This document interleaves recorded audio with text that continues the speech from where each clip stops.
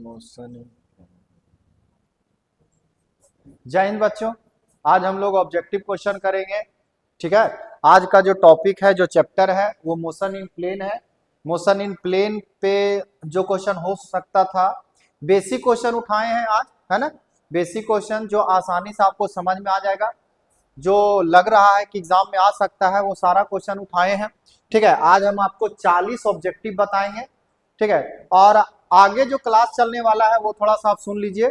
Chapter by chapter objective question आपको दिया जाएगा, आपको कंप्लीट करना है और फिर उसी में से टेस्ट लिया जाएगा और टेस्ट में आपको अच्छा परफॉर्म करना है। ठीक है, हर एक चैप्टर का 2 वीडियो जाएगा। एक में जो क्वेश्चन का लेवल रहेगा वो थोड़ा नॉर्मल रहेगा, और जब सेम चैप्टर का दूसरा वीडियो बनाएंगे तो उसमें क्वेश्चन का जो लेवल रहेगा वो थोड़ा सा इससे ऊपर रहेगा। ठीक है, तो इतना इंफॉर्मेशन काफी है।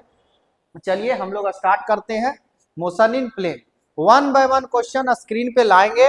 आप क्वेश्चन को पढ़िए, आपको जो लग रहा है ये आंसर होगा, आप खुद भी देख लीजिए। और अगर आपको समझ में नहीं आ रहा है, आंसर आपसे नहीं हो रहा है, तो आप सॉल्यूशन को देखिए। ठीक है, तो चलिए स्टार्ट करते हैं हम लोग, टाइम वेस्ट करने से फायदा है नहीं। ठीक है, एग्जाम का समय है, तो चलिए पहला क्वेश्चन हमारे सामने आ गया। ये पहला क्वेश्चन ये है। क्वेश्चन में बोल रहा है कि विच of the following is not a scalar quantity.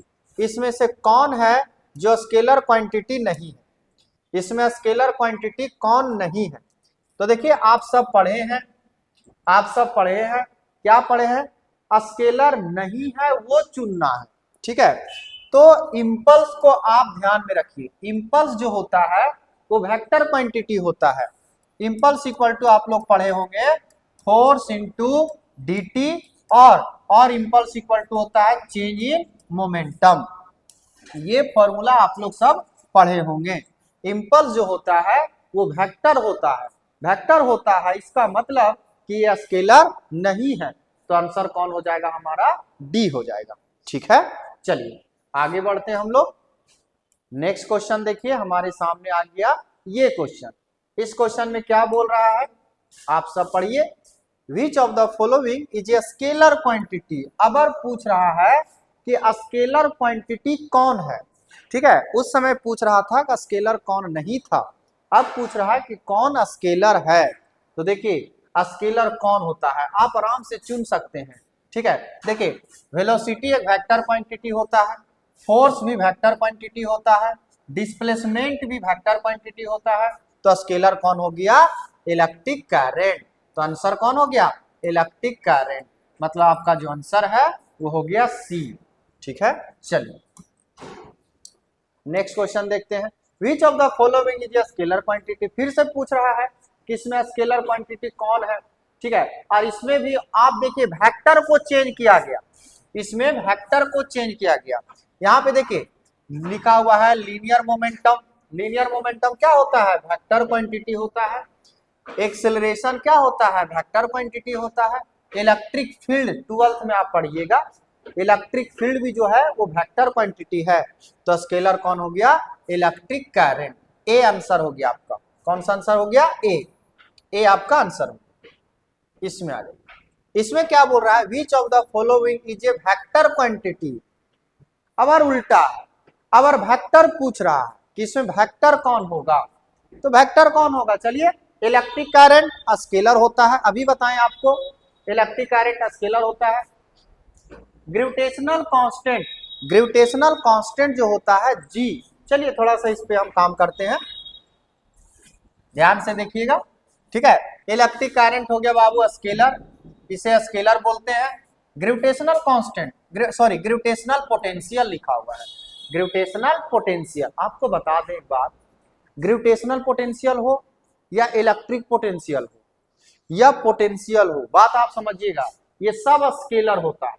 ठीक है, एंगल लिखा हुआ है, ये भी एक तरह का क्या है, स्केलर है। ये थोड़ा सा स्पेलिंग मिस्टेक है ना।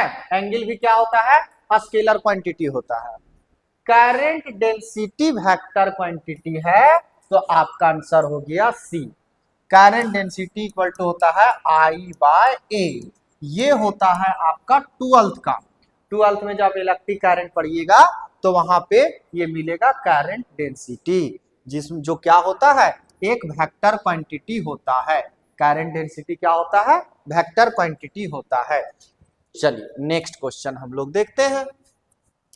आराम आराम से पढ़िए, बड़ा आसान आसान क्वेश्चन है बोले हैं, ठीक है, आसान आसान क्वेश्चन है, अच्छा अच्छा भी क्वेश्चन है, आगे टेंशन नहीं लीजिए, ठीक है। चलिए पढ़े, क्या लिखा हुआ है, विच of the following is a vector quantity. फिर से सुनिए, बोलिए इसमें वेक्टर कौन है, टाइम क्या वेक्टर है, नहीं, टाइम क्या है, स्केलर है, तो टाइम तो आंसर नहीं होगा। डिस्टेंस क्या लग रहा है आपको, वेक्टर, नहीं, स्केलर है। स्पीड आपको क्या लग रहा है, वेक्टर, नहीं, स्केलर है। आंसर कौन हो गया, डिस्प्लेसमेंट। आंसर कौन हो गया, डिस्प्लेसमेंट, मतलब सी आंसर हो गया। नेक्स्ट, अच्छा क्वेश्चन आएगा, आएगा तो हम जरूर एक्सप्लेन करेंगे अच्छा से, उसको टेंशन ना लीजिए। विच of the following is a vector quantity, फिर से पूछ रहा है इसमें वेक्टर कौन है, विच of the following is a vector quantity, इसमें वेक्टर क्वांटिटी बताइए कौन है। यहाँ पे ऑप्शन में थोड़ा सा मिस्टेक है, हम लोग ऑप्शन को थोड़ा सा संभाल लेंगे। ऑप्शन में यहाँ पर वेक्टर की जगह लिखाएगा वेलोसिटी, वेक्टर की जगह क्या लिखाएगा, वेलोसिटी। अब बताइए इसमें वेक्टर कौन है, स्पीड स्केलर होता है, डिस्टेंस स्केलर होता है, टाइम स्केलर होता है, तो वेक्टर कौन हो गया, वेलोसिटी। वेलोसिटी मतलब सी आपका क्या हो गया, आंसर, सी हो गया आपका आंसर। बात आ रही समझ में। चलिए नेक्स्ट क्वेश्चन देखते हैं हम लोग, नेक्स्ट क्वेश्चन देखते हैं। The cross product of two vectors is also known as, cross the scalar product, sorry क्या लिखा हुआ है, the scalar product of two vectors is also known as, ये समझिएगा आप लोग, इसको समझिएगा। देखिए स्केलर प्रोडक्ट का मतलब होता है डॉट प्रोडक्ट, ठीक है, आप सुने होंगे ए वेक्टर डॉट, ऐसे A vector dot B vector equal to A B cos theta होता है, ये सब आप लोग जानते हैं ये formula, A vector dot B vector equal to A B cos theta, ठीक है। तो इसी को स्केलर प्रोडक्ट कहा जाता है, इसी को क्या कहते हैं, स्केलर प्रोडक्ट, और इसी को बोलते हैं डॉट प्रोडक्ट, इसी को क्या कहते हैं हम लोग, डॉट प्रोडक्ट। स्केलर प्रोडक्ट भी इसी को कहते हैं और डॉट प्रोडक्ट भी इसी को कहते हैं। इसका मतलब कि स्केलर प्रोडक्ट ही क्या कहलाता है, डॉट प्रोडक्ट कहलाता है, तो आपका आंसर हो गया डॉट प्रोडक्ट। चलिए नेक्स्ट क्वेश्चन देखते हैं हम लोग, ये हो गया, if two vectors are equal in magnitude and opposite in direction there क्या बोलते हैं, रिजल्टेंट इज, बोल रहा है कि दो वेक्टर है, ठीक है, दोनों का मैग्नीट्यूड सेम है, ठीक है, दोनों अपोजिट डायरेक्शन में है, तो बोल रहा है उसका रिजल्टेंट क्या होगा। समझिएगा, मान लिया जाए एम मास का एक ब्लॉक है, एक लड़का इस पे इधर फोर्स लगा दिया F इक्वल टू 10 न्यूटन, इसका मैग्नीट्यूड हो गया 10 न्यूटन इस डायरेक्शन में, ठीक है, एक लड़का इस पे इधर फोर्स लगा दिया 10 न्यूटन, तो देखिए दो वेक्टर है, एक इधर लग रहा है एक इधर लग रहा है, दो वेक्टर हो गया, एक इधर F1 इधर हो गया और F2 इधर हो गया, जो यहां लिखा था हम सब लिख दिए।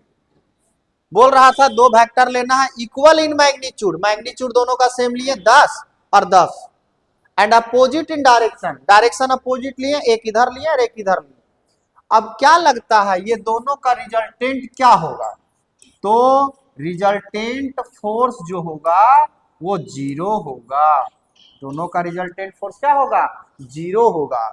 सर कैसे 0 होगा, तो सुनो बाबू, कभी भी दो वेक्टर का डायरेक्शन अगर अपोजिट हो, कभी भी दो वेक्टर का डायरेक्शन अगर अपोजिट हो, तो रिजल्टेंट फोर्स निकालने के लिए बड़ा वेक्टर में से छोटा को घटा दो, बड़ा में से छोटा को क्या करो, घटा दो। यहाँ तो दोनों इक्वल है, दोनों इक्वल है, तो 10 माइनस 10 कर देंगे तो आया कितना, 0। कभी भी दो वेक्टर का डायरेक्शन अगर अपोजिट हो तो रिजल्टेंट निकालने के लिए दोनों वेक्टर को क्या किया जाता है, घटाया जाता है, घटाया जाता है तो आंसर कितना आया, 0।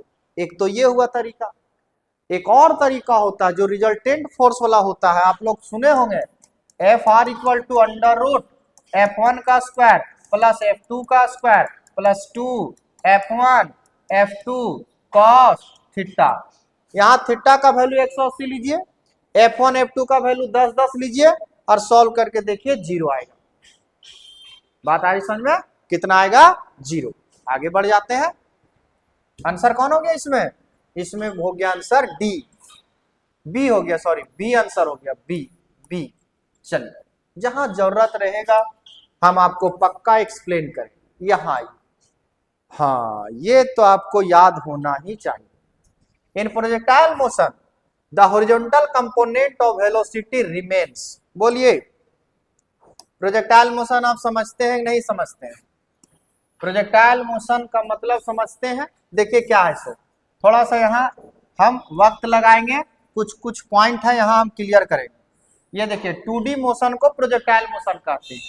कोई भी बॉल को अगर थीटा एंगल पे ऐसे यू वेलोसिटी से थीटा एंगल पे अगर प्रोजेक्ट करते हैं तो इसका दो कंपोनेंट होता है, एक होता है यू कॉस थीटा और एक होता है यू साइन थीटा। ऐसे तो जैसे हम इस बॉल को प्रोजेक्ट करते हैं ये धीरे धीरे ऊपर जाता है और मैक्सिमम हाइट पर जब जाता है तो इसका y कंपोनेंट हो जाता है 0, जबकि x कंपोनेंट रहता है u cos थीटा।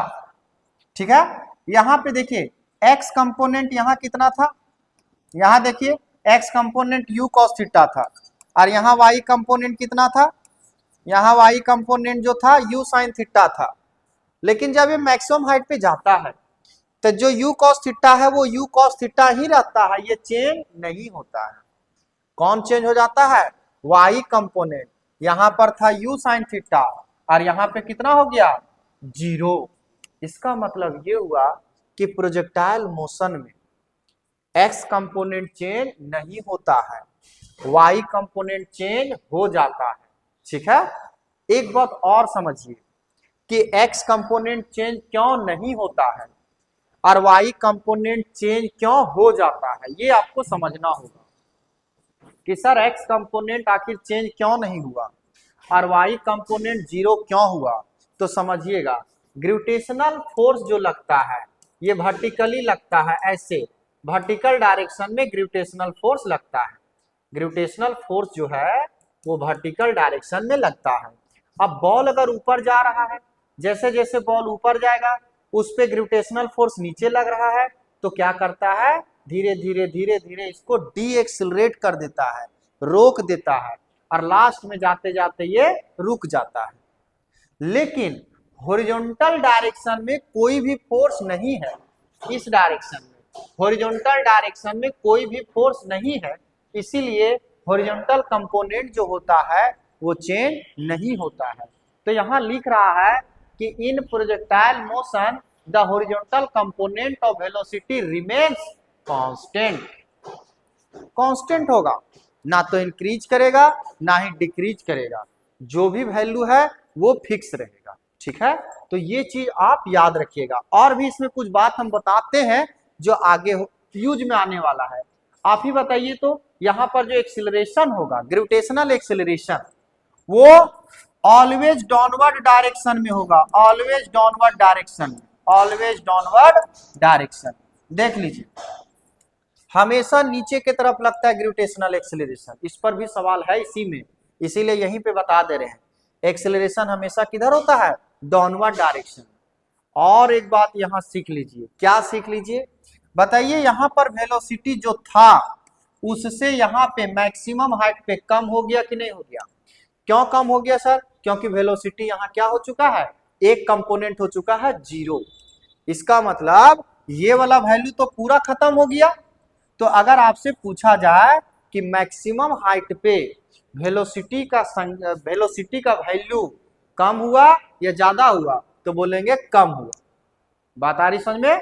इसका यूज होगा आगे, आगे यूज होगा। ठीक है, ओवरऑल इसमें बात करें तो आंसर कौन हो गया? ए आंसर हो गया। ठीक है, कि किसी भी प्रोजेक्टाइल मोशन में हॉरिजॉन्टल कंपोनेंट कांस्टेंट होता है। Next, the cross product of two vectors result in a, कि जब दो वेक्टर का क्रॉस प्रोडक्ट निकालेंगे तो उसका रिजल्ट में हम लोग को क्या मिलता है, ध्यान से देखिएगा। देख लो, अगर A vector cross B vector हम लोग लिखते हैं तो होता है A B sine theta N cap, ये होता है result. A B sine theta N cap, ये हो गया क्रॉस प्रोडक्ट। क्रॉस प्रोडक्ट का ये हो गया रिजल्ट। तो एन कैप क्या है, N cap unit vector, unit vector है। मतलब ये हुआ कि क्रॉस प्रोडक्ट जब निकालेंगे तो एक हमको वेक्टर मिलेगा। एक क्या मिलता है, वेक्टर मिलता है। तो आंसर इसमें कौन हो जाएगा, बी आंसर हो जाएगा। बी, ए बी सी, इसको सी रखिएगा, है ना, बी आंसर हो जाएगा, वेक्टर। ठीक है, वेक्टर मिलता है। जब भी दो वेक्टर को क्रॉस प्रोडक्ट किया जाता है तो ऑलवेज जो रिजल्ट मिलता है वो क्या मिलता है, वेक्टर मिलता है, स्केलर नहीं मिलता। अगर ये एन कैप नहीं रहता तब स्केलर मिलता। ठीक है, हाँ, अगर सवाल ऐसे पूछ देता कि दो वेक्टर के क्रॉस प्रोडक्ट का मैग्नीट्यूड क्या मिलता है, अगर दो वेक्टर के क्रॉस प्रोडक्ट का मैग्नीट्यूड निकालेंगे तो आंसर होगा ए बी साइन थीटा, और ये एक स्केलर है। एन कैप क्या हो गया, 1, यूनिट वेक्टर है ना, एन क्या है, यूनिट वेक्टर, तो यूनिट वेक्टर का वैल्यू 1 हो जाता है। तो 1 हो जाता है तो फिर ये 1 हो गया, तो बचा क्या, ए बी साइन थीटा। तो यहां से दो सवाल बन रहा है, ए क्रॉस बी का रिजल्ट देता है वेक्टर और ए क्रॉस बी का मैग्नीट्यूड देता है स्केलर। ठीक है, चलिए next. If two vectors have the same direction, their resultant is equal to। दो वेक्टर का अगर डायरेक्शन सेम है, समझिएगा, दो वेक्टर है और दोनों का डायरेक्शन क्या है, सेम है, समझिएगा सब। ए वेक्टर ये हुआ इस डायरेक्शन में और बी वेक्टर हो गया इस डायरेक्शन में। तो ये दोनों का जब भी रिजल्टेंट निकालना होने तो टेंशन नहीं लीजिए, मान लिया जाए ये रिजल्टेंट वेक्टर हो गया ये, तो दोनों को जोड़ दीजिए, दोनों का मैग्नीट्यूड क्या कीजिए, जोड़ दीजिए। दोनों का रिजल्टेंट का मैग्नीट्यूड निकाल रहे हैं तो ए वेक्टर का मैग्नीट्यूड प्लस बी वेक्टर का मैग्नीट्यूड, सिंपल जोड़ देना है, आंसर आपका आ जाएगा। अभी एक बात बोले कि दोनों का डायरेक्शन अगर अपोजिट रहा तो घटा दीजिएगा, दोनों का डायरेक्शन अगर सेम रहा तो क्या करना है, जोड़ देना। बोलिए, दोनों का सेम रहेगा तो क्या करेंगे, जोड़ देंगे। जैसे एम मास का कोई ब्लॉक है 5 न्यूटन और इस पे लग रहा है 4 न्यूटन, तो बोलिए रिजल्ट कितना हो गया, 5 + 4 आया कितना, 9 न्यूटन। जोड़ दीजिए, अगर यही अपोजिट रहता तो घटा देते, तो आंसर कौन हो जाएगा, A. The sum of their magnitudes, दोनों का मैग्नीट्यूड को क्या करेंगे, सम कर देंगे, जोड़ देंगे। Next, if two vectors have the same direction their dot product is maximum। बोल रहा है कि अगर दो वेक्टर सेम डायरेक्शन में है तो उसका डॉट प्रोडक्ट का जो रिजल्ट आएगा वो क्या आएगा, मैक्सिमम आएगा, मिनिमम आएगा, जीरो आएगा या नेगेटिव आएगा। आप एक बात समझिए, डॉट प्रोडक्ट का हम लोग फॉर्मूला तोड़ देते हैं, फॉर्मूला से आपको रिजल्ट मिल जाएगा। ए वेक्टर, देखिएगा बोल रहा है ए वेक्टर और बी वेक्टर, जब दो वेक्टर का डॉट प्रोडक्ट करते हैं, अगर दोनों वेक्टर का डायरेक्शन सेम है, देखिएगा दो वेक्टर का डायरेक्शन क्या है, सेम है, दोनों का सेम हो गया डायरेक्शन। दो वेक्टर का सेम डायरेक्शन होने का मतलब है थीटा कितना हो गया, 0 डिग्री। थीटा कितना हो गया, 0 डिग्री। ठीक है, वही बोल रहा है कि two vectors have the same direction their dot product, अगर दो वेक्टर का डायरेक्शन सेम है तो उसका डॉट प्रोडक्ट के बारे में आप क्या जजमेंट देते हैं। तो बताइए डॉट प्रोडक्ट का फॉर्मूला क्या होता है, A B cos theta, A B cos 0 degree, और बताइए ए बी कॉस 0 का वैल्यू 1। मतलब ये आया जो वैल्यू, ये मैक्सिमम आया, मैक्सिमम। क्यों, क्योंकि कॉस 0 का वैल्यू मैक्सिमम होता है। इसके अलावा कुछ भी ले लो, कॉस 30 ले लो, कॉस 45 ले लो, कॉस 90 ले लो, कॉस 180 ले लो, कुछ भी ले लो, 1 से कम ही आएगा। इसका मतलब ये हुआ कि जब दोनों वेक्टर का डायरेक्शन सेम रहेगा तो जो ए वेक्टर डॉट बी वेक्टर का वैल्यू निकालेंगे तो रिजल्ट क्या आएगा, मैक्सिमम आएगा। क्यों मैक्सिमम आएगा, क्यों मैक्सिमम आएगा, क्योंकि अगर दोनों वेक्टर का डायरेक्शन सेम हो गया तो थीटा हो जाएगा 0, और cos 0 का वैल्यू मैक्सिमम होता है, इसीलिए पूरा वैल्यू क्या हो जाएगा, मैक्सिमम। बोलिए बात आ रही समझ में। चलिए नेक्स्ट क्वेश्चन,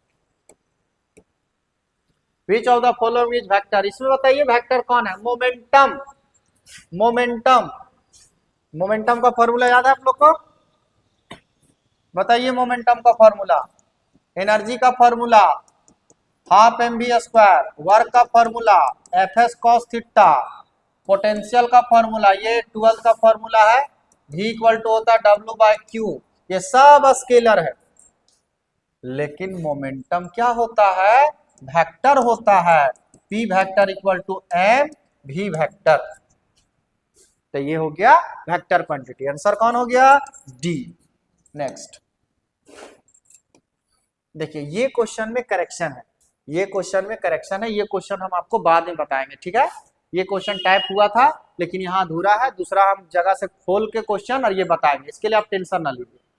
चलिए ये क्वेश्चन में आप देखिए क्या है यहाँ पे, ये भी क्वेश्चन तुम्हारा थोड़ा सा करेक्शन हुआ है, ये जो आपका आर ए अल्फा लिखा हुआ है, ठीक है, 15 नंबर क्वेश्चन में भी गलती है, मतलब मिस्टेक हुआ है, ठीक है। ये भी हम करेक्शन के लिए दिए थे, ये भी क्वेश्चन लगता है करेक्शन नहीं किया गया है, ठीक है। तो ये देख लेंगे हम लोग, 14 और 15 भी देख लेंगे, लास्ट में हम बता देंगे ये 14 नंबर क्वेश्चन और 15 नंबर क्वेश्चन, ठीक है।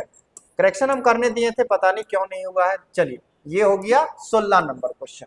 आइए 15, 14 और 15 हम लास्ट में कराएंगे, टेंशन ना लीजिए, ठीक है।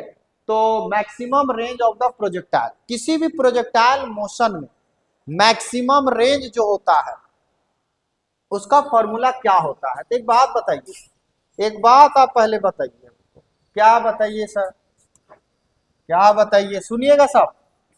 कोई भी प्रोजेक्टाइल मोशन अगर है तो वही बोल रहा है कि मैक्सिमम रेंज का फॉर्मूला इसमें कौन है। सबसे पहले तो एक बात जानिए, कोई भी प्रोजेक्टाइल का जो रेंज होता है मैक्सिमम वो 45 डिग्री पे होता है। ये वाला जो मैक्सिमम मिलेगा तो कितना डिग्री पे मिलेगा, 45 डिग्री पे। जब आप कोई बॉल को प्रोजेक्ट करते हैं 45 डिग्री पे, तब रेंज आपको क्या मिलता है, मैक्सिमम मिलता है। फिर से सुनिएगा, जब भी कोई बॉल को 45 डिग्री पे प्रोजेक्ट करते हैं तो आपको रेंज क्या मिलता है, मैक्सिमम मिलता है, ठीक है। इतना बात समझ में आ रही है, ठीक है। अब रेंज का फॉर्मूला क्या होता है, रेंज का होता है U square sine 2 theta by G, ये होता है फॉर्मूला रेंज का। अब बताइए यू स्क्वायर साइन 2 गुना 45 डिग्री लिखना पड़ेगा, क्यों, क्योंकि रेंज हमको क्या चाहिए, मैक्सिमम चाहिए, ठीक है। नीचे हो जाएगा जी। अब बताइए 45 दूनी 90, तो क्या हो गया, U square sine 90 divide by G. और बताइए साइन 90 का वैल्यू कितना होता है, 1, तो आंसर क्या आ गया, यू स्क्वायर बाय जी। मतलब ये होता है मैक्सिमम रेंज का फॉर्मूला। आर मैक्सिमम लिखते आएंगे तो यू स्क्वायर बाय जी, ए आंसर हो गया आपका, ए क्या हो गया आपका आंसर। ये बात याद रखिएगा, ये बहुत इंपॉर्टेंट पॉइंट है कि किसी भी प्रोजेक्टाइल को जब 45 डिग्री पे फेंका जाएगा तो रेंज का वैल्यू क्या आएगा, मैक्सिमम आएगा। नेक्स्ट क्वेश्चन, ये क्वेश्चन देखिए, ये सर्कुलर मोशन का क्वेश्चन, ठीक है, आप लोग को याद करवाए थे, ठीक है। क्या बोल रहा है कि a particle moving in a circular path of radius R with velocity v, then centripetal, यहां देखिए एक्सीलरेशन छूट गया है, centripetal acceleration of the particle. देखिएगा यहाँ पे पूरा क्वेश्चन सही हो गया, यहाँ से सेंट्रीपिटल के ऊपर क्या लिखाएगा, एक्सेलरेशन, ठीक है। तो सिंपल बात पता है क्या बोल रहा है, बोल रहा है कि अगर कोई पार्टिकल सर्कुलर मोशन पे मूव कर रहा है तो सेंट्रीपिटल एक्सेलरेशन का फॉर्मूला क्या होता है। एक बात बताइए आप लोग, क्या ये फॉर्मूला नहीं बताएं, सेंट्रीपिटल फोर्स का फॉर्मूला होता है mv स्क्वायर बाय आर, ये होता है फॉर्मूला mv²/r, r मतलब रेडियस, ठीक है। अगर यहाँ स्मॉल r माना है तो स्मॉल r मान लेते हैं, क्या दिक्कत है, ठीक है। ये सेंट्रीपिटल फोर्स का फॉर्मूला है, हमको चाहिए सेंट्रीपिटल एक्सिलरेशन का, तो क्या है AC इक्वल टू ये नहीं पढ़े हैं v²/r। फोर्स में से मास को हटा दीजिएगा तो किसका फॉर्मूला आ जाएगा, एक्सिलरेशन का। तो आंसर कौन हो गया, v²/r किधर दिख रहा है, डी में, तो डी आपका क्या हो गया आंसर। चलिए next, in case of projectile motion what is the angle between the velocity and acceleration at the highest point। बड़ा मस्त क्वेश्चन है, शानदार क्वेश्चन है, इसको समझिए, सब समझिए। बोल रहा है वेलोसिटी एंड एक्सीलरेशन। अब बताइए जब कोई प्रोजेक्टाइल मोशन होता है, सवाल क्या बोल रहा है वो समझाते हैं। एक प्रोजेक्टाइल मोशन अगर है तो उस प्रोजेक्टाइल मोशन के जो मैक्सिमम हाइट होगा, ये हो गया प्रोजेक्टाइल मोशन, मैक्सिमम हाइट पे वेलोसिटी और एक्सीलरेशन के बीच का कोण कितना डिग्री होगा, सो पूछ रहा है, ठीक है। मैक्सिमम हाइट पे वेलोसिटी और एक्सीलरेशन का बीच का कोण कितना होगा। देखिए अभी हम इसके पहले बताए थे कि मैक्सिमम हाइट पे हॉरिजॉन्टल जो कंपोनेंट होता है वेलोसिटी का वो होता है u cos थीटा, वर्टिकल वाला यहां हो जाता है 0, तो ऊपर तो वेलोसिटी होगा नहीं, सिर्फ हॉरिजॉन्टल में होगा, वर्टिकल तो होगा नहीं, क्योंकि वर्टिकल कितना हो जाता है 0 हो जाता है। लेकिन हम एक बात और बताए थे कि यहाँ पे ग्रेविटेशनल एक्सीलरेशन का वैल्यू किधर होता है, नीचे के तरफ, सभी जगह, यहाँ पर भी नीचे होगा, यहाँ भी नीचे होगा, यहाँ भी नीचे होगा, यहाँ भी नीचे होगा, यहाँ भी नीचे होगा। तो बताइए मैक्सिमम हाइट पे वेलोसिटी का डायरेक्शन ये हुआ और एक्सीलरेशन का डायरेक्शन ये हुआ, तो यहाँ कोण कितना डिग्री दिख रहा है आपको, 90 डिग्री। कितना हो गया, बड़ा शानदार क्वेश्चन है, बड़ा मस्त। ये पॉइंट आप अगर याद रखते हैं तो बहुत अच्छी बात है ना, कि मैक्सिमम हाइट पे वेलोसिटी और एक्सीलरेशन का बीच का कोण कितना होता है, 90 डिग्री। बोलिए, ठीक है, बात आई समझ में। अभी हम इसके पहले ये चीज हम बताए थे। चलिए आगे बढ़ते हैं हम लोग। मजा ले लेके पढ़िए, है ना, पढ़ दिएगा, अच्छा से पढ़िएगा तो बहुत मजा आएगा। आप सीखने के भाव से पढ़ रहे हैं तो बहुत मजा आएगा। Angular displacement in unit time is called. ये क्वेश्चन जो है लेंदी है, ये क्वेश्चन हमको कंसेप्चुअल नहीं लेंदी लग रहा है।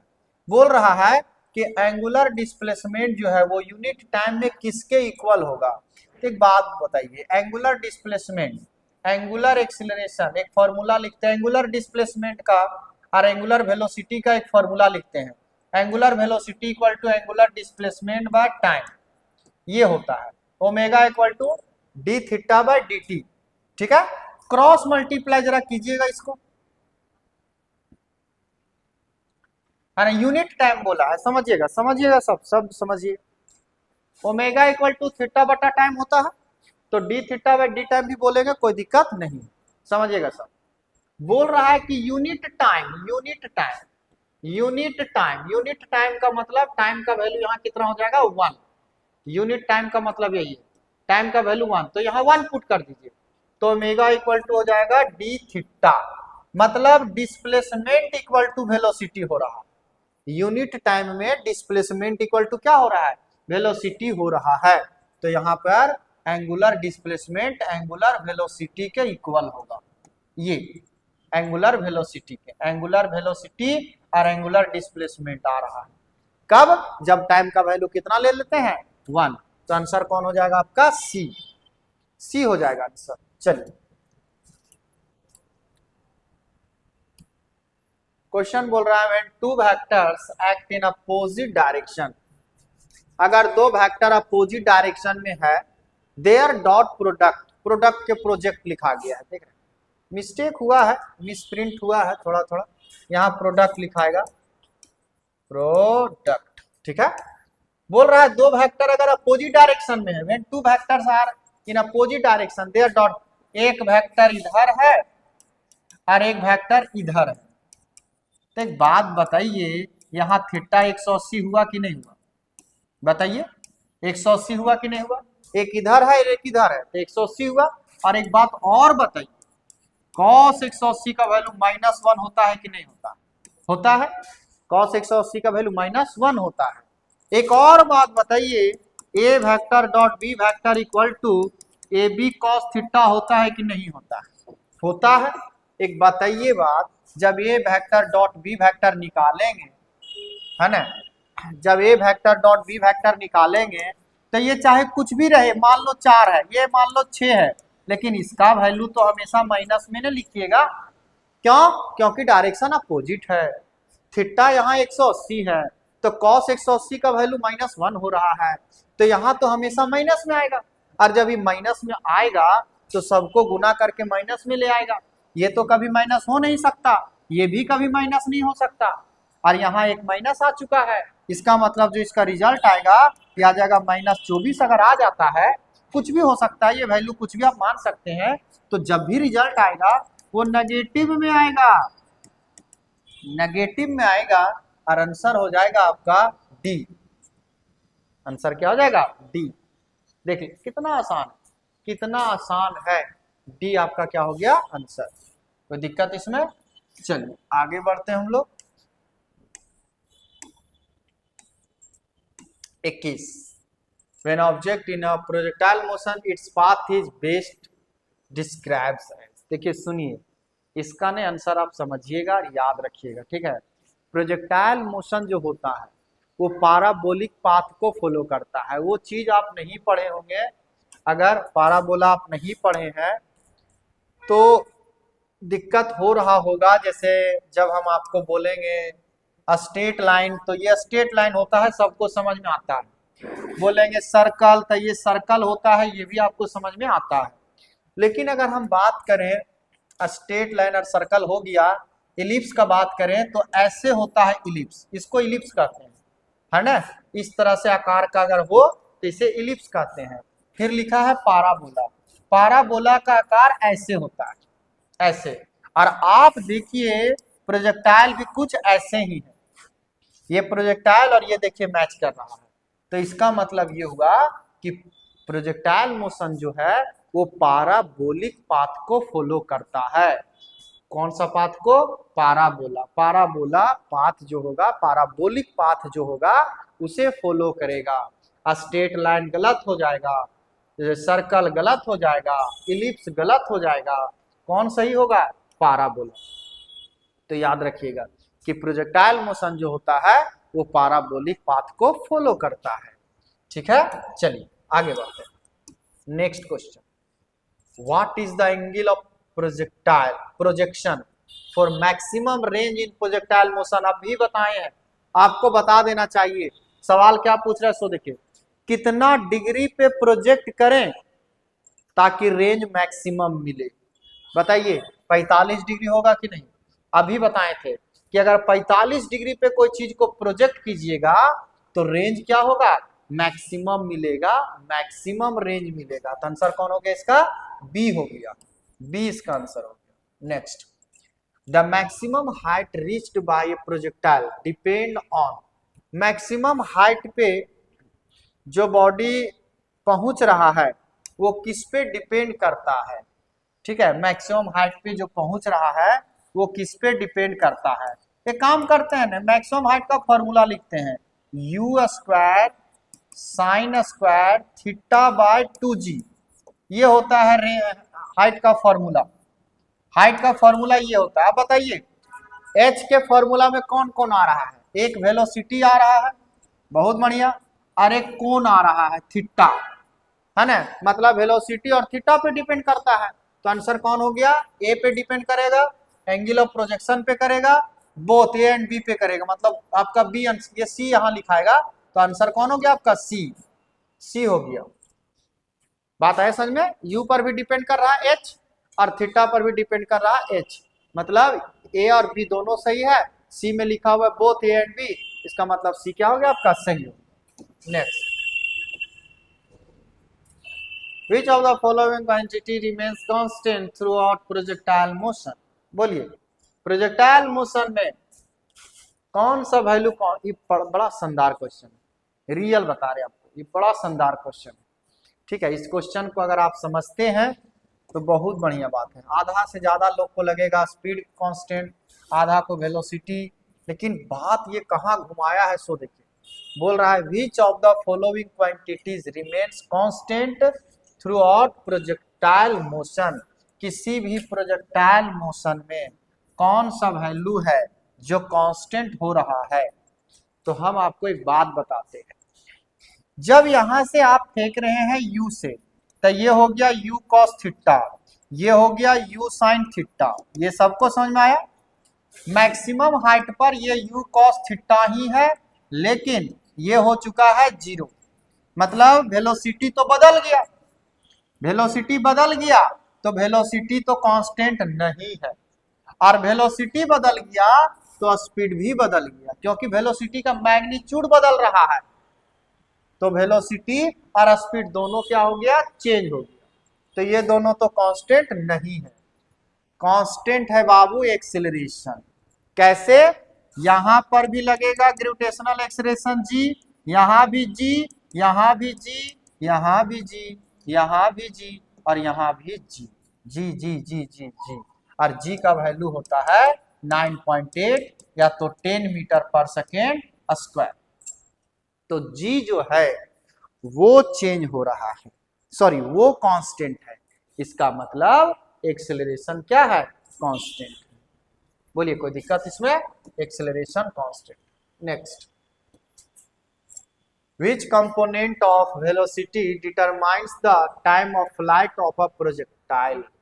हाँ ये तो आसान है, बोल रहा है विच component of velocity determines the time of flight of a projectile, बोल रहा है कि इसमें से कौन सा कंपोनेंट है जो कांस्टेंट होता है किसी भी प्रोजेक्टाइल मोशन में। ठीक है, विच component of velocity determines the time of flight of which component of velocity determines the time of flight, projectile motion को टाइम ऑफ फ्लाइट कैलकुलेट करने के लिए। हाँ समझिएगा, सवाल थोड़ा सा था इसलिए हम पढ़ रहे थे, हम कुछ और सोचे थे, ये सवाल कुछ और है। बोल रहा है कि प्रोजेक्टाइल मोशन में टाइम ऑफ फ्लाइट को जब हम डिटरमाइन करते हैं, कैलकुलेट करते हैं, तो कौन सा कंपोनेंट से करते हैं, हॉरिजॉन्टल कंपोनेंट से करते हैं, वर्टिकल से करते हैं, कि दोनों से करते हैं, या फिर neither affected of the time of flight. ये भी क्वेश्चन बड़ा शानदार मानेंगे हम इसको, ये भी क्वेश्चन हमको बड़ा मजा है, बड़ा मस्त क्वेश्चन है। बोल रहा है कि जब टाइम ऑफ फ्लाइट आप कैलकुलेट कीजिएगा, टाइम ऑफ फ्लाइट जब आप कैलकुलेट कीजिएगा, डिटरमाइन कीजिएगा, तो इसमें से वेलोसिटी के कौन सा कंपोनेंट आपका मदद करेगा। तो एक बात समझिए, एक बात समझिए, कोई भी प्रोजेक्टाइल मोशन को जब ऐसे प्रोजेक्ट किया जाता है, तो देखिए ये जो प्रोजेक्टाइल आगे बढ़ता है वो u cos थीटा की वजह से बढ़ता है, लेकिन ये जो ऊपर जाता है ये u sin थीटा की वजह से, मतलब वर्टिकल के वजह से ये ऊपर जाता है।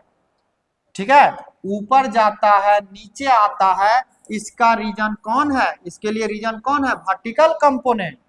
और ये जो आगे बढ़ रहा है, आगे बढ़ रहा है, इसका रीजन कौन है ना, हॉरिजॉन्टल कंपोनेंट। फिर से इसको समझिएगा, अच्छा से समझिए आप। जब प्रोजेक्टाइल को हम फेंक दिए, जब प्रोजेक्टाइल को फेंक दिया तो ये प्रोजेक्टाइल ऊपर गया, ऊपर गया, ऊपर गया, ऊपर गया, ऊपर गया, फिर नीचे आया, नीचे आया, नीचे आया।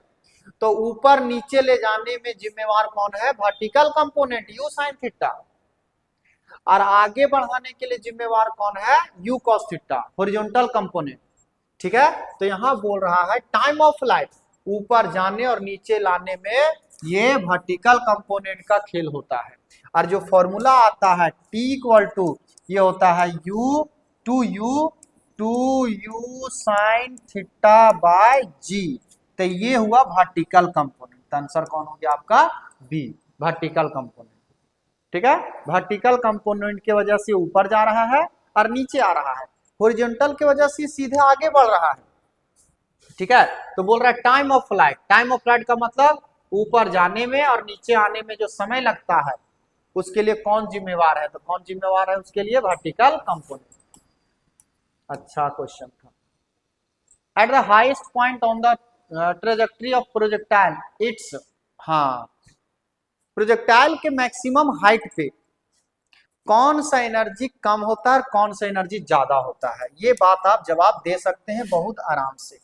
देखिए कैसे सो, देखिए दो एनर्जी होता है, ग्रेविटेशनल पोटेंशियल एनर्जी होगा mgh और काइनेटिक एनर्जी क्या होता है बोलो, हाफ mv², mgh और हाफ mv², mgh और हाफ mv²। देख लेते हैं, कभी कभी क्या होता है वीडियो बंद हो जाता है तो बड़ा खतरनाक दुख होता है, दर्द। ठीक है, तो ग्रेविटेशनल पोटेंशियल एनर्जी हो गया mgh और काइनेटिक एनर्जी हो गया हाफ mv²। कहने का मतलब ये है कि वेलोसिटी में अगर चेंजिंग देखा जाएगा तो काइनेटिक एनर्जी चेंज हो गया, और अगर h में चेंजिंग देखा जाएगा तो पोटेंशियल एनर्जी में चेंज होगी। वेलोसिटी अगर मिनिमम हो जाएगा तो काइनेटिक एनर्जी मिनिमम हो जाएगा, और अगर h कम हो जाएगा तो पोटेंशियल एनर्जी कम हो जाएगा। तो देखते हैं प्रोजेक्टाइल मोशन में होता क्या है। आइए देखिए, एट द हाईएस्ट पॉइंट, जब भी कोई प्रोजेक्टाइल को हम ऐसे फेंकते हैं तो बोलिए हाईएस्ट पॉइंट पे यहाँ पर तो वर्टिकल कंपोनेंट रहता है u sin थीटा और हॉरिजॉन्टल कंपोनेंट रहता है u cos थीटा, ये थीटा और ये u। तो बोलिए मैक्सिमम हाइट पे वर्टिकल कंपोनेंट कितना हो जाता है, 0। हॉरिजॉन्टल में कोई दुख नहीं है, नो डाउट, लेकिन वर्टिकल क्या हो गया, 0। सोचिए कि जो यहाँ u sin थीटा था, यहाँ पे जो u sin थीटा था वो यहाँ 0 हो चुका है, तो वेलोसिटी में कमी आया नहीं आया। अगर वेलोसिटी में हाइट तो बढ़ रहा है, देखो यहाँ हाइट कम था और बड़ा हो गया और ज्यादा हो गया और ज्यादा हो गया और ज्यादा हो गया और ज्यादा हो गया, इसका मतलब हाइट तो बढ़ रहा है। हाइट बढ़ रहा है इसका मतलब ग्रेविटेशनल पोटेंशियल एनर्जी जो है वो इंक्रीज कर रहा है। बात आ रही समझ में, इंक्रीज हो रहा है। डिक्रीज कौन हो रहा है, काइनेटिक एनर्जी। क्यों, क्योंकि यहाँ वेलोसिटी था u sin थीटा और यहाँ कितना हो गया, 0। इसका मतलब ये हुआ है ना कि kinetic energy minimum, kinetic energy वहां क्या हो जाएगा, मिनिमम हो जाएगा। पोटेंशियल एनर्जी तो अच्छा बात है, वहां बढ़ गया, इंक्रीज कर गया, है ना। यहाँ पे पोटेंशियल एनर्जी होता है मैक्सिमम, याद कर लीजिए, याद कर लीजिए, मैक्सिमम हाइट पे, मैक्सिमम हाइट पे काइनेटिक एनर्जी मिनिमम होता है और पोटेंशियल एनर्जी मैक्सिमम होता है। क्यों, क्योंकि मैक्सिमम हाइट पे वेलोसिटी कम हो जाता है और मैक्सिमम हाइट पे हाइट बढ़ जाता है। क्वेश्चन में दम है, अगर हर एक क्वेश्चन को एक्सप्लेन कर करके सीख रहे हो तो बड़ा मजा आएगा। The direction of the angular velocity vector along, देखिए एंगुलर वेलोसिटी, एंगुलर के मतलब थोड़ा समझिए, मतलब एंगुलर वेलोसिटी हो, एंगुलर मोमेंटम हो, है ना, या एंगुलर एक्सेलरेशन हो, किसी भी एंगुलर अगर वर्ड आ रहा है तो उसका डायरेक्शन जो होता है एक्सिस ऑफ रोटेशन के इक्वल होता है, एक्सिस ऑफ रोटेशन के लॉन्ग होता है। तो आंसर हो जाएगा इसका, ये कैसे आ गया देख लेते हैं।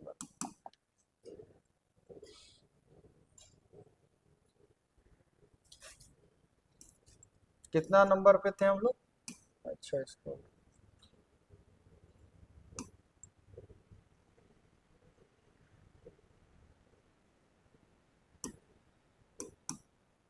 हाँ, ये क्वेश्चन, कोई भी एंगुलर हो, समझिएगा सब, एंगुलर वेलोसिटी हो, मान लिया जाए इस तरह से है, इस तरह से कोई m मास का ऑब्जेक्ट है जो इस तरह से रोटेट कर रहा है। अब एंगुलर वेलोसिटी हो, एंगुलर एक्सेलरेशन हो, या एंगुलर मोमेंटम हो, या टॉर्क हो, कुछ भी हो, एंगुलर बात जब भी आएगा तो याद रखिएगा इसका जो डायरेक्शन होता है वो द एक्सिस ऑफ रोटेशन होता है, ये एक्सिस के लॉन्ग होता है, या तो ऊपर के तरफ होगा डायरेक्शन या तो एक्सिस के नीचे के तरफ होगा। और ये कैसे निकालते हैं, राइट हैंड से, राइट हैंड थंब रूल से, जिधर रोटेट करेगा ऐसे उंगली को घुमा देना, आपको ऐसे घुमा देना है, तो यहाँ पर एक्सिस ऑफ रोटेशन के ऊपर हो जाएगा। अगर ऐसे से घूमता तो ऐसे घुमा देना है, तो ऐसे नीचे हो जाता। ठीक है, वैसे हमको ऑप्शन में सिर्फ दिया है द एक्सिस ऑफ रोटेशन, तो यही हमारा क्या हो जाएगा, आंसर, यही आंसर हो जाएगा। कोई भी सर्कुलर पाथ पर घूम रहा है, ऐसे ऐसे अगर घूम रहा है तो एक्सिस ऑफ रोटेशन के अलोंग एंगुलर वेलोसिटी का डायरेक्शन होगा। ठीक है, चलिए, तो इसका आंसर डी होगा। Minimum number of unequal vectors which can gives zero resultant, कम से कम कितना वेक्टर होना चाहिए जीरो रिजल्टेंट पाने के लिए। तो चलिए एक बात बताते हैं आपको, एक बात, और आपका आंसर आपके हाथ में। देखिए कैसे सो, मान लिया जाए एक लड़का यहां से यहां गया, फिर एक लड़का यहां से यहां आया, और फिर एक लड़का यहां से यहां आया, समझिएगा। तो ये हुआ ए वेक्टर, ये हो गया बी वेक्टर, और यहां से यहां आ गया तो ये कौन सा हो गया, सी वेक्टर। तो जब ये तीनों का हम डिस्प्लेसमेंट निकालेंगे, नेट डिस्प्लेसमेंट, तो आंसर क्या हो जाएगा, 0। सोचिए, लड़का यहां से यहां चल के यहां आया, फिर लड़का यहां से यहां चल के यहां आया, और फिर यहां से लड़का चल के यहीं पे आ गया। तो बताइए इस केस में रिजल्टेंट डिस्प्लेसमेंट कितना होगा, तो रिजल्टेंट डिस्प्लेसमेंट कितना होगा, 0। ये कैसे पता चला, कैसे पता चला, कंसेप्ट से। एक बात हम लोग पढ़े हैं कि पार्टिकल जहां से चलना शुरू कर रही है, अगर घूम के वहीं आ जाएगी, अगर घूम के वहीं आ जाती है, तो उस केस में डिस्प्लेसमेंट हो जाता है 0। और डिस्प्लेसमेंट किस तरह का क्वांटिटी है, वेक्टर क्वांटिटी है। डिस्प्लेसमेंट 0 का मतलब है कि वेक्टर भी क्या होगा, वहां पे रिजल्टेंट वेक्टर का 0 होगा। तो वही बोल रहा है कि minimum number of unequal vectors, unequal है, ये यहाँ इधर गया, हो सकता है ये ज्यादा होगा, हो सकता है ये कम होगा, ऐसे बना लो, ऐसे ऐसे और ऐसे, कुछ भी कर लो, ऐसे ऐसे ऐसे, तब भी सम क्या हो जाएगा, तब भी सम क्या हो जाएगा, 0 रिजल्टेंट का। ठीक है, मतलब तीन वेक्टर का, कम से कम 3 वेक्टर होना चाहिए जिसका रिजल्टेंट कितना होगा, 0 होगा। तो आंसर हो जाएगा बी, आपका आंसर कौन हो जाएगा, बी। ठीक है, इधर गया मान लो 500 मीटर, फिर उधर गया कुछ 300 मीटर, और बाकी जो उधर से आ गया यहाँ, तो तीनों अलग अलग हुआ, अनइक्वल हुआ, तीनों का रिजल्टेंट निकालेंगे तो आंसर क्या हो जाएगा, 0। तो आंसर याद रखिएगा कि कम से कम 3 वेक्टर होना चाहिए, कम से कम 3 वेक्टर होना चाहिए, ताकि रिजल्टेंट क्या हो जाए, 0। क्या हो गया, कुछ तो बैठा हुआ होगा, देखो मच्छर बैठा हुआ। चलिए, 3 वेक्टर होना चाहिए कम से कम 0 होने के लिए। The trajectory of projectile is, हाँ वही बात है, प्रोजेक्टाइल का जो ट्रेजेक्ट्री होता है, जो पाथ होता है, वो किस तरह का पाथ को फॉलो करता है, ये बताए थे मैं भी आपको, हाइपरबोला, स्ट्रेट लाइन, सर्कल या पाराबोला। तो पाराबोला याद रखिएगा, पाराबोला बी आंसर है इसका। Relation between time period and frequency, time period and frequency यहाँ क्वेश्चन नहीं देना चाहिए था, वैसे आप दे मतलब पढ़ भी सकते हैं, कोई दिक्कत ऐसा है नहीं। टाइम पीरियड इक्वल टू होता है 1/फ्रीक्वेंसी, या फ्रीक्वेंसी इक्वल टू होता है, फ्रीक्वेंसी इक्वल टू होता है 1/टाइम पीरियड, फ्रीक्वेंसी इक्वल टू 1/टाइम पीरियड। ठीक है, ये होता है फॉर्मूला, ये फॉर्मूला होता है, आपको याद रखना है और कुछ नहीं।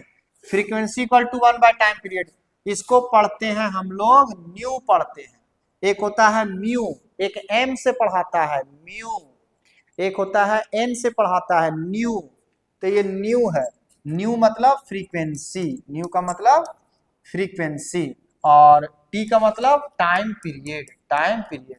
तो फ्रीक्वेंसी और टाइम पीरियड में ये रिलेशन होता है, न्यू इक्वल टू 1/टी, और फ्रीक्वेंसी को एफ से भी लिखा जाता है, तो एफ इक्वल टू क्या हो जाएगा, 1/टी। तो 1/टी, ये देखो भी नहीं है, ये लगता है लिखने नहीं आया, इस तरह से देखा इसको भी लग रहा है, भी नहीं है, इस तरह से है, सब इस तरह से, इस तरह से, सब इस तरह से है। तो आंसर कौन हो जाएगा, ए आंसर है, 1/टी, 1/टी आंसर होता है। ठीक है, 1/टी आंसर होता है। चलिए next, path follow by the projectile. एक ही क्वेश्चन बार बार क्यों आ रहा है ना, प्रोजेक्टाइल मोशन किस तरह का पाथ फॉलो करता है, पाराबोलिक। अब तो याद ही हो जाना चाहिए, 3 बार आ चुका ये क्वेश्चन, पाराबोलिक हो गया, पाराबोलिक हो गया, बस लैंग्वेज अलग अलग है पूछने का। हाँ, ये क्वेश्चन पढ़िए, force responsible for the circular motion of the body is, कोई भी बॉडी सर्कुलर मोशन पर अगर घूम रहा है, कोई भी बॉडी अगर सर्कुलर मोशन पे घूम रहा है, सर्कुलर मोशन पे घूम रहा है, तो किस फोर्स के वजह से, कौन फोर्स है जो किसी बॉडी को सर्कुलर मोशन पे घुमाता है, तो आपको याद होगा सेंट्रीपिटल फोर्स, याद होगा आपको, याद होगा, हमको पता है, ये बताए हैं, बार बार रिपीट हुआ है क्लास में, कि अगर m मास का कोई बॉडी है जो सर्कुलर पाथ पर अगर घूम रहा है तो सेंटर की तरफ एक फोर्स लगता है, सेंट्रीपिटल फोर्स, जिसके वजह से ये घूमता है। इसका वैल्यू क्या बताए थे, mv²/r या m omega square into R. Centripetal force की वजह से कोई भी पार्टिकल सर्कुलर मोशन पे घूमता है। ये याद रखिएगा आप लोग, ये याद रखिएगा, ये याद रखिएगा, ठीक है। सेंट्रीपिटल फोर्स की वजह से सर्कुलर मोशन, सर्कुलर पाथ पे कोई भी बॉडी घूमता है। चलिए next question, in which direction does the acceleration due to gravity act on a projectile. हाँ, अभी तो ये सुने आप लोग कि प्रोजेक्टाइल मोशन में ग्रेविटी जो है वो किस डायरेक्शन में एक्ट करता है। तो इसमें क्या जवाब देना, बार बार एक ही सवाल है। देखिए कोई भी प्रोजेक्टाइल मोशन है, ये प्रोजेक्टाइल मोशन है, मान लीजिए ये पार्टिकल प्रोजेक्टाइल मोशन हो रहा है, तो इस पे ग्रेविटेशनल फोर्स जो एक्ट कर रहा है वो किस डायरेक्शन में, upward, downward, horizontal, downward. Vertically क्या होगा, डाउनवर्ड। बोले तो कि जी का डायरेक्शन किधर होता है, नीचे के तरफ, नीचे के तरफ। आंसर कौन हो गया, वर्टिकली डाउनवर्ड। बी आपका answer, vertically downward. Next, what is the direction of centripetal acceleration in uniform circular motion. Centripetal acceleration का डायरेक्शन किधर होता है, towards the centre, radial point inward. Radially माने मतलब रेडियस के लॉन्ग। बोले तो दो चीज यहाँ पे आप दिमाग में सेट कर लीजिए, दो चीज सेट कर लीजिए। कोई भी सर्कुलर मोशन पे अगर घूम रहा है तो सेंट्रीपिटल फोर्स का भी डायरेक्शन होगा सेंटर के तरफ, और सेंट्रीपिटल एक्सेलरेशन का भी डायरेक्शन किधर होगा, सेंटर के तरफ। चाहे सेंट्रीपिटल फोर्स हो चाहे सेंट्रीपिटल एक्सेलरेशन हो, दोनों का डायरेक्शन किधर होता है, सेंटर के तरफ होता है, रेडियल पॉइंट इनवर्ड, ठीक है, अंदर के तरफ। Perpendicular plane of the motion, tangential to the नहीं, opposite to the direction of the velocity. ये गलत है, सही कौन है, बी आपका सही है। रेडियली का मतलब रेडियस के अलोंग, इनवर्ड, अंदर के तरफ, इनवर्ड, रेडियस के लॉन्ग, रेडियस के लॉन्ग, रेडियस के लॉन्ग, ऐसे अंदर की तरफ, अंदर की तरफ। आंसर हो गया B. Path follow by projectile is called A, हाँ, पाथ जो फॉलो करता है प्रोजेक्टाइल, जिस पाथ को फॉलो करता है उसका नाम क्या पड़ा, ट्रेजेक्ट्री। क्या नाम पड़ा, trajectory, path of trajectory. Clear है, ये ट्रेजेक्ट्री आंसर होगा इसका। आपका नोट्स में लिखा होगा, इक्वेशन बताए थे, इक्वेशन ऑफ ट्रेजेक्ट्री। तो इक्वेशन ऑफ ट्रेजेक्ट्री यही है।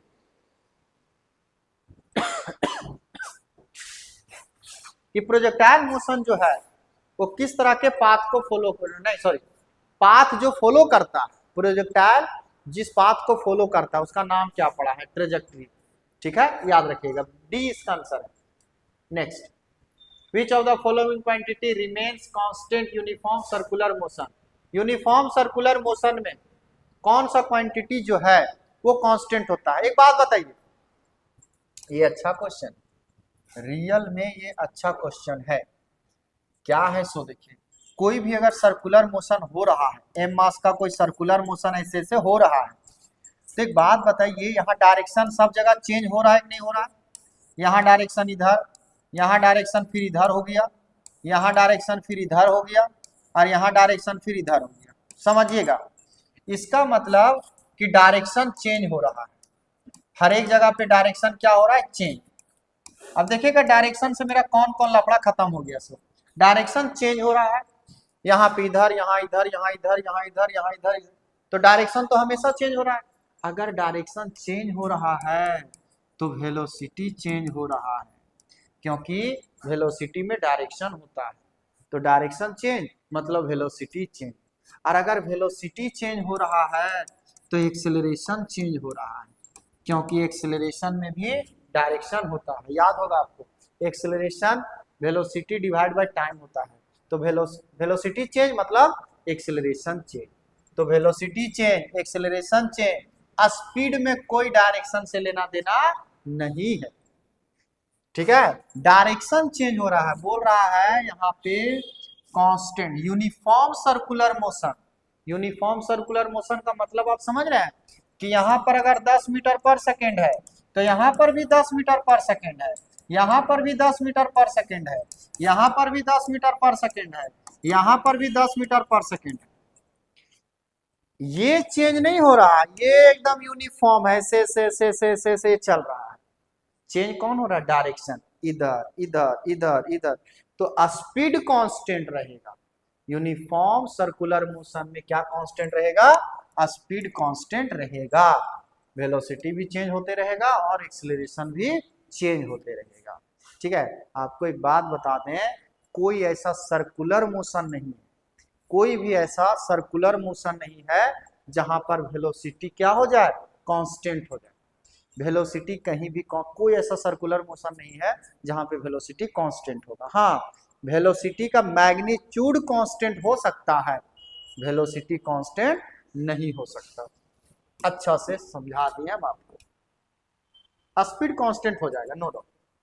If an object in uniform circular motion experiences a greater centripetal force, what happened to its radius. ओ बोल रहा है कि सेंट्रीपिटल फोर्स को मैक्सिमम होने के लिए रेडियस के साथ क्या छेड़खानी होना चाहिए। तो आइए और सेंट्रीपिटल फोर्स का देखिए, सेंट्रीपिटल फोर्स का फॉर्मूला क्या होता है? M V square by R, और एक और फॉर्मूला क्या होता है? M omega square into R. If an object in uniform circular motion, अगर यूनिफॉर्म सर्कुलर मोशन है, if an object in uniform circular motion and experiences greater centripetal force, what happened to its radius? है ना, radius को क्या होना चाहिए? Decrease होगा तो, या इट्स इंक्रीजेस, या इट्स रिमेन्स द सेम, या इट बिकम्स जीरो। अगर इसको हम जीरो कर देंगे तो कोई मतलब नहीं है, जीरो का बात तो करेंगे नहीं। रेडियस अगर कम करते हैं तो सेंट्रीपिटल फोर्स बढ़ेगा, ठीक है। और रेडियस अगर हम लोग, रेडियस को अगर यहाँ इस इक्वेशन को देखते हैं, एक बात बताते हैं हम आपको, इट्स रिमेन द सेम। इसमें कंफ्यूजन आ रहा है क्योंकि ये दो इक्वेशन है। It's remain the same, it's remains the same.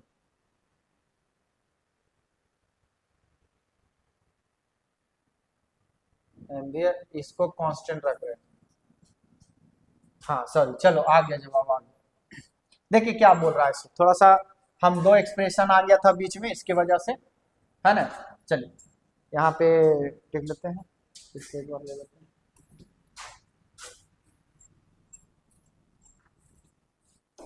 Question गया है, हाँ चल रहा है ना, वीडियो चल रहा है।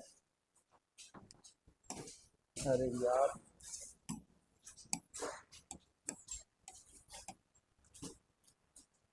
चलिए नेक्स्ट क्वेश्चन देखते हैं। यहाँ पे क्या लिखा हुआ है ना। If an object uniform circular motion experiences greater centripetal force, what happens to its radius. बोल रहा है अगर यूनिफॉर्म सर्कुलर मोशन में है, कोई बॉडी है जो यूनिफॉर्म सर्कुलर मोशन कर रहा है, ठीक है, इस तरह से एम मास का कोई बॉडी है जो यूनिफॉर्म सर्कुलर मोशन कर रहा है, मतलब भी हो गया यहाँ पे कांस्टेंट, भी क्या हो गया? कांस्टेंट। तो सेंट्रीपिटल फोर्स को ज्यादा होने के लिए, ग्रेटर होने के लिए रेडियस को क्या होना पड़ेगा? तो एक बात बताइए, F इक्वल टू होता है mv square by R, mv square by R होता है। मास तो कांस्टेंट ही रहेगा, मास में तो कोई चेंजिंग होगा नहीं, ठीक है। और भी यहाँ बोल दिया कांस्टेंट, इसका मतलब ऊपर का टर्म्स जो हो गया वो हो गया कांस्टेंट। तो फोर्स 1 बाय आर हो गया। सेंट्रीपिटल फोर्स और रेडियस के बीच का रिलेशन क्या हो गया? इनवर्सली प्रोपोर्शनल टू, मतलब आर को अगर बढ़ाएंगे, आर को अगर बढ़ाएंगे तो एफ जो है वो घट जाएगा, और आर को अगर घटाएंगे तो एफ जो है वो बढ़ जाएगा। मतलब आर को घटाना पड़ेगा तो फोर्स क्या होगा? बढ़ जाएगा, तो डिक्रीज होगा, डिक्रीज आंसर हो जाएगा, ठीक है, ए आंसर हो जाएगा इसका। Next, the horizontal range of the projectile is maximum when the angle of projection is. बोल रहा हॉरिजॉन्टल रेंज, रेंज का वैल्यू मैक्सिमम कब मिलेगा? कितना डिग्री पे प्रोजेक्टाइल को फेंका जाए ताकि रेंज जो हो वो मैक्सिमम मिले। कितना डिग्री पे फेंका जाए ताकि रेंज क्या हो? मैक्सिमम मिले। 45 डिग्री। दोबारा आ चुका ये क्वेश्चन, 45 डिग्री पे जब फेंकेंगे तो रेंज क्या होगा, मैक्सिमम होगा, रेंज क्या होगा, मैक्सिमम होगा। नेक्स्ट क्वेश्चन, ज्यादा टाइम पास आप नहीं करना हम लोग को, है ना। Last, a body travels along the circumference of a circle of radius 2 metre with linear velocity इतना, देन इट्स एंगुलर वेलोसिटी। देखिए छोटा सा न्यूमेरिकल है, इसमें कुछ है नहीं, बस वैल्यू लिखना है, आंसर ले आना। v equal to omega R आप पढ़े होंगे, v equal to omega R, v का वैल्यू दिया हुआ है 6, यहाँ लिख देंगे 6, ओमेगा मतलब एंगुलर वेलोसिटी हम लोग को निकालना है, r का वैल्यू कितना दिया है 2, यहाँ लिख देंगे 2। अब बताइए बताइए 6/2 करेंगे तो ओमेगा निकल जाएगा, कट जाएगा कितना आएगा 3, तो ओमेगा का वैल्यू कितना आ गया 3 रेडियन पर सेकेंड। आप लोग को डाउट लग रहा है, बताइए रेडियस इतना है तो ये किसका वैल्यू हो गया, आर का, आर इक्वल टू हो गया 2 मीटर, ठीक है, और स्पीड ये दिया है 6 मीटर पर सेकेंड, तो ये हो गया v का वैल्यू, v का वैल्यू हो गया 6 मीटर पर सेकेंड, तो हमको ओमेगा निकालना है, तो ये फॉर्मूला आप लगा दीजिए सीधे, ये फॉर्मूला लगा दीजिए, ठीक है, तो जो आया वो आंसर हो गया आपका, ये क्या हो गया आपका आंसर, देख लीजिए इसको, ठीक है, v के जगह 6 लिखे, ओमेगा निकालना था, r के जगह 2 लिखे, ठीक है, ओमेगा इक्वल टू आ गया 6/2, तो 3 आंसर आपका b हो गया आंसर। नेक्स्ट, नेक्स्ट नहीं है इसमें, चलिए एक फाइल और खोलते हैं, उसमें नेक्स्ट मिल जाएगा, लग रहा है उसमें मिलेगा, इसमें देखते हैं, हाँ इसमें देखते हैं नेक्स्ट वाला 40 नंबर क्वेश्चन, निकल जाओ, ये क्वेश्चन था, देखिए ध्यान से, इसमें क्या बोल रहा है, 40वां नंबर क्वेश्चन यही है, क्या बोल रहा है, if A vector plus B vector, ये मैग्नीट्यूड यहाँ रहेगा बाबू, यहाँ मैग्नीट्यूड रहेगा इस क्वेश्चन में, इधर आ जाओ, ए वेक्टर यहाँ वेक्टर पड़ेगा, यहाँ वेक्टर पड़ेगा, मैग्नीट्यूड होगा, बी वेक्टर यहाँ मैग्नीट्यूड होगा। चलो अब क्वेश्चन सही हो गया, बोल रहा है A vector plus B vector का magnitude A vector minus B vector के मैग्नीट्यूड के अगर इक्वल हो जाता है तब दोनों वेक्टर के बीच का कोण कितना होगा, ठीक है, तो चलिए बनाते हैं। देखिए ए वेक्टर, ध्यान से देखिएगा, A vector plus B vector का मैग्नीट्यूड जो है वो किसके इक्वल है, A vector plus B minus B vector के मैग्नीट्यूड के, ठीक है, तो बोल रहा है कि कितना डिग्री होगा ताकि ये दोनों वैल्यू जो है वो बराबर आ जाए। तो देखिए करना कुछ नहीं है, इसका फॉर्मूला क्या होता है, A square B square plus 2ab cos theta, और इसका भी क्या होता है यहाँ पे ए स्क्वायर बी स्क्वायर है ना माइनस 2ab कॉस थीटा, ये हो गया इसका फॉर्मूला, ये इसका फॉर्मूला ये, अंडर रूट दोनों को हटा दीजिए तो क्या बचेगा, इधर क्या बचेगा, A square plus B square plus 2ab cos theta, इधर क्या बचेगा, A square B square minus 2ab cos theta, under root दोनों साइड हटा दिए, ए स्क्वायर से ए स्क्वायर काट दीजिए, बी स्क्वायर से बी स्क्वायर काट दीजिए, अब बताइए इधर क्या बचा, 2ab कॉस थीटा, उधर से इधर ले आइए तो क्या हो जाएगा प्लस 2ab, ऐसा रख देते हैं हम लोग, इतना लेंदी क्यों करें, यहाँ पे आ जाएगा क्या तुम्हारा 2ab कॉस थीटा, और इधर हो जाएगा माइनस 2ab कॉस थीटा, ठीक है। अब देखिए इसमें से हम लोग क्या कर सकते हैं, ab को ab से काट देते हैं, 2 से 2 को काट देते हैं, है ना, कॉस थीटा बड़ा खतरनाक हो गया ये, cos theta minus cos theta, इधर आ जाएगा तो cos theta plus cos theta equal to, इधर हो गया 0, तो 2 कॉस थीटा इक्वल टू 0, तो कॉस थीटा इक्वल टू 0, तो थीटा इक्वल टू 90 डिग्री, ये आ गया आपका आंसर, कितना हो गया 90 डिग्री, ठीक है। कॉस थीटा का वैल्यू 0 आया, कॉस थीटा का वैल्यू 0 कब होता है, जब थीटा का वैल्यू कितना होता है 90 डिग्री, तो आंसर कौन हो गया आपका, डी आंसर हो गया। चलिए तो यहाँ तक क्वेश्चन जो था वो आपको एक एक करके बताए हैं। ठीक है, बहुत ज्यादा क्वेश्चन हो गया है, वीडियो भी लंबा हो गया है, लेकिन आपको डरना नहीं है। इसमें कोई कोई क्वेश्चन था जो हम बोले थे कि बताएंगे, शायद 14 नंबर क्वेश्चन था कि 15 था, 15 था ये क्वेश्चन था। ठीक है, ये क्वेश्चन बोले थे 14 नंबर क्वेश्चन कि हम लास्ट में बताएंगे। देखिए क्वेश्चन में कुछ है नहीं, बोल रहा है कि the relation between time of flight of projectile है ना and the time reach the maximum height is, बोल रहा है कि time of flight, maximum height पहुंचने का जो टाइम होता है, मैक्सिमम हाइट, देखिएगा सब ध्यान से देखिएगा।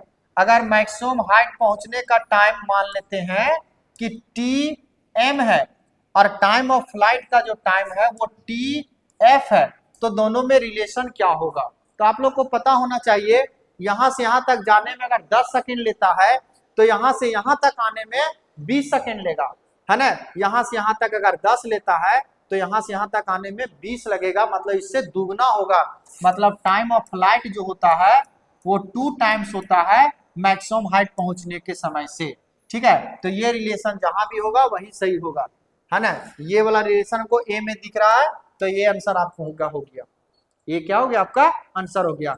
मैक्सिमम हाइट जाने में जो समय लगता है उससे दुगना लगता है टाइम ऑफ फ्लाइट का।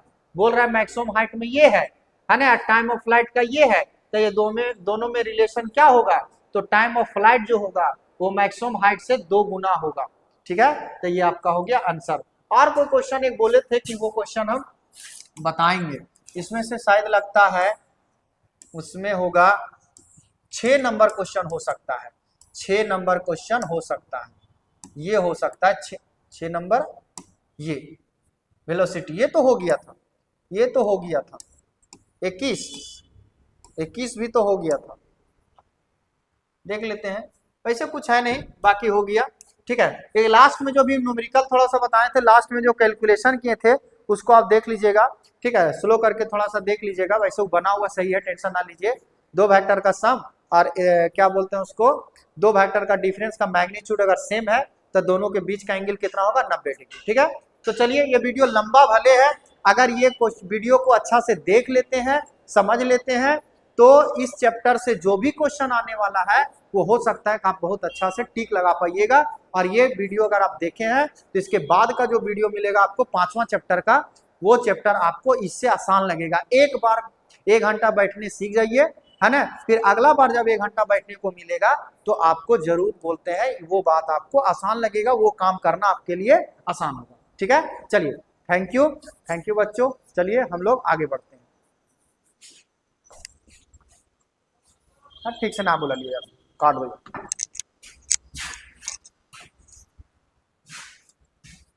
चलिए, यहाँ तक वीडियो कंप्लीट हो गया है, ये चैप्टर आज हमारा कंप्लीट हो गया। तो आपको बस यही बोलेंगे कि रेगुलर मेहनत करते रहिए, जो ऑब्जेक्टिव क्वेश्चन जा रहा है उसको कंप्लीट कीजिए, और अगला जो ऑब्जेक्टिव क्वेश्चन जाएगा उसका तैयारी कीजिए कि चलिए अगर 5वां चैप्टर का आ रहा है तो उसका फॉर्मूला वगैरह थोड़ा पढ़ लेते हैं, याद कर लेते हैं, ताकि 5वां चैप्टर का जब वीडियो पहुंचेगा तो आपको बहुत सारा पॉइंट खुद ब खुद समझ में आ जाएगा। ठीक है, चलिए, थैंक यू बच्चों। स्वस्थ रहिए, तंदुरुस्त रहिए, पढ़ते रहिए, मेहनत करते रहिए और जिंदगी में आगे बढ़ते रहिए।